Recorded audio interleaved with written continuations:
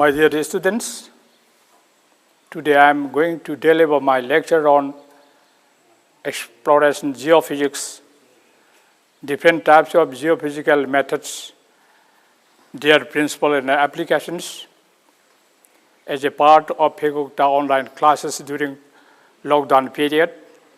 First of all, let me start with what is exploration geophysics. Before coming to the study of the different types of geophysical methods and their principles and applications. So coming to what is exploration geophysics. Geophysics is the applied science of measuring physical properties of rocks and minerals and to detect the measurable physical contrast between them. The physical properties under reference are density, magnetic, electrical, and seismic. The most important geophysical fields are gravity, magnetic, electrical, and seismic wave fields. Geophysical surveys can be classified into two types, active and passive. Passive geophysical surveys incorporate measurements of naturally occurring fields or properties of the Earth. In these two cases, the naturally occurring fields are the gravitational and magnetic fields. We simply measure spatial variations in these fields in an attempt to infer something about the subsurface geology.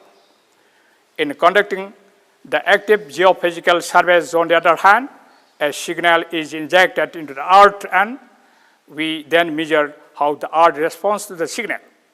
These signals could take a variety of forms such as displacement, an electrical current, or an active radiometric source. Gravity and the magnetic methods detect only lateral contrast in density or magnetization respectively. In contrast, electrical and seismic methods can detect vertical as well as lateral contrast of resistivity and velocity or reflectivity. Coming to gravity method, the gravity method is a geophysical technique that measures differences in the Earth's gravitational field at different locations over an area of interest.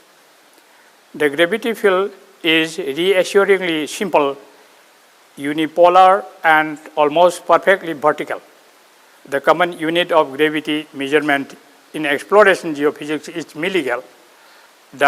These units refer to acceleration due to gravity, and the average value at the Earth's surface is around 980,000 milligauss or 9.8 meters per second square.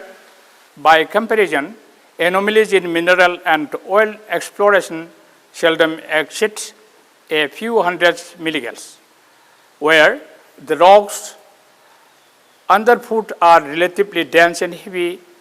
Their extra gravitational attraction increases the downward pull and create positive gravity anomalies, that is anomaly highs, where the rocks are light and gravitational pull is diminished and the anomalies are negative, that is gravity lows. The principles of gravity method are based on gravitational forces. The gravity method depends on the detection of variations in the Earth's gravitational field due to uneven distribution of subsurface rocks of different densities. Because several features such as density variations in bedrock and in sediments may give the same anomaly, the interpretation is usually qualitative. Gravity measurements define anomalous density within the Earth. In most cases, ground-based gravimeters are used to precisely measure variations in the gravity field at different points. Gravity anomalies are often due to unusual concentrations of mass in a region. Gravity anomalies are computed by subtracting a regional field from the measured field, which result in gravitational anomalies that correlate with the source body density variations. Positive gravity anomalies are associated with shallow high density bodies, whereas gravity lows are associated with shallow low density bodies. Gravimeter is the instrument used for measuring gravity of an area. It is shown in figure 1. The gravity method has played an increasingly important role in the search for new reserves for iron ore since the development of highly portable gravimeters capable of a high degree of precision. Coming to magnetic method, the magnetic methods, perhaps the oldest geophysical exploration techniques related to the direction, gradient, or intensity of the Earth's magnetic field. Most commonly, this method refers to the applications by means of which investigations are carried out regarding the subsurface structure and processes guided by the presence of magnetic material in the Earth's crust. The intensity of the magnetic field at the Earth's surface is a function of the location of the observation in the primary Earth magnetic field, as well as from the contributions from local or regional variations of magnetic material, such as magnetite, the most common magnetic mineral. Magnetic anomaly data are directional and dipolar in nature. Magnetic surveys are a geophysical method to image anomalies in the Earth's magnetic field caused by the source bodies within the subsurface. Magnetic anomalies are the result of small deviations within the Earth's magnetic field.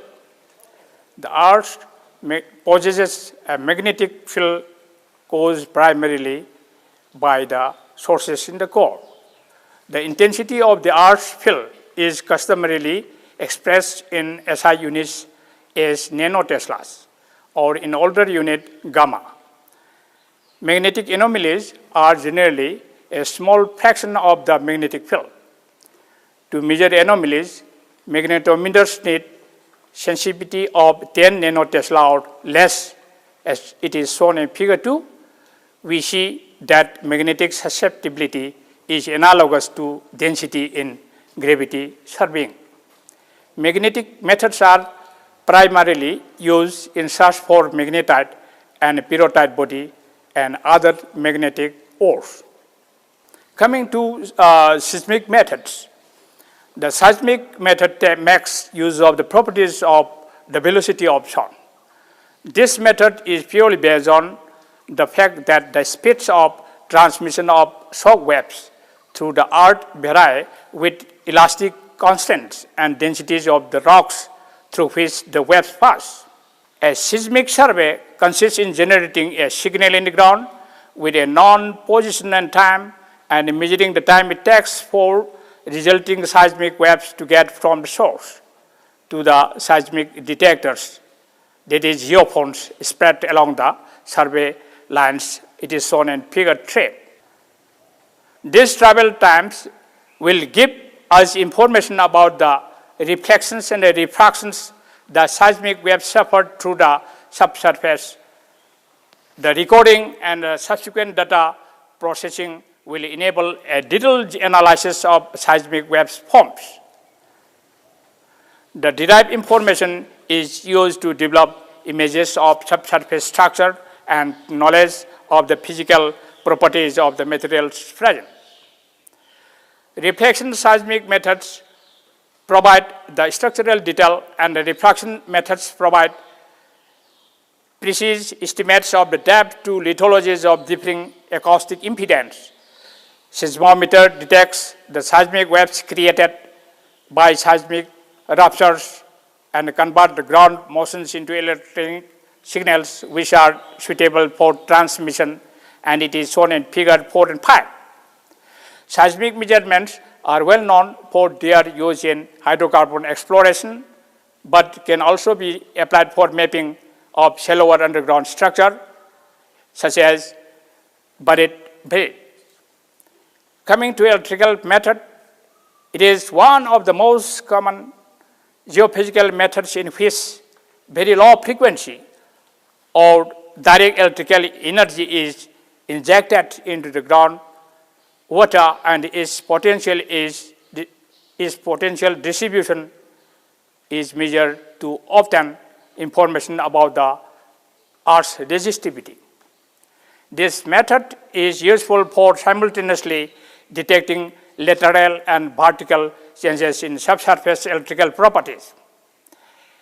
In non-homogeneous Earth, the resistivity which is measured is not actually the true resistivity of the subsurface.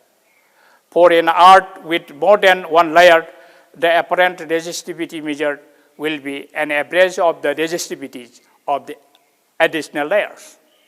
In order to convert the apparent resistivity data to true resistivity data, the data are inverted. The resistivity method is useful for simultaneously detecting lateral and vertical changes in subsurface electrical properties using resistivity meter. It is shown in figure 6. Direct current resistivity methods measure Earth resistivity, that is the inverse of conductivity, using a direct or low frequency alternating current source. Rocks are electrically conductive as consequence of ionic migration in pore space water and more rarely electronic conduction through metallic luster minerals. Because metallic luster minerals typically do not provide long continuous circuit paths for conduction in the host rock. Bulk rock resistivities are almost always controlled by water content and the dissolved ionic species present. High porosity causes low resistivity in water saturated rocks. By measuring the electrical resistance to a direct current at the surface, this geophysical method can be used to locate underground water and underground resource exploration. For today, I have come to the end of my lecture. Thank you.